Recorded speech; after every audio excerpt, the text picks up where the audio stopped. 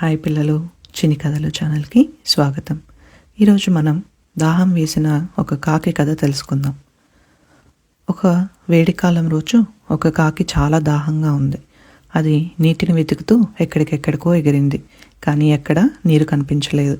చివరకు ఒక పాత మట్టి కుండ కనిపించింది. కాకికి చాలా ఆనందం వేసింది. తొందరగా ఆ కుండ దగ్గరికి వెళ్ళింది.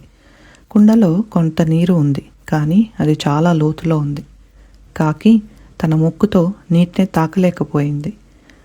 కాకి చాలాసేపు ఆలోచించింది. అప్పుడు అది చుట్టూ ఉన్న చిన్న రాళ్ళను గమనించింది.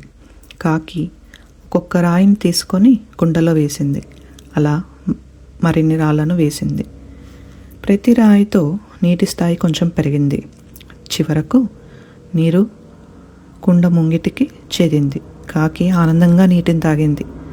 కాకి తన తెలివితేటలతో దాహాన్ని తీర్చుకుంది. దాహం తీరిన తర్వాత ఒక మంచి ప్రదేశంలోకి కాకి ఎగురుకుంటూ వెళ్ళిపోయింది. సమస్యను పరిష్కరించడానికి తెలివితేటలు మరియు పట్టుదల అవసరం. బుద్ధి ఉన్నవాడికి మార్గం ఖచ్చితంగా దొరుకుతుంది.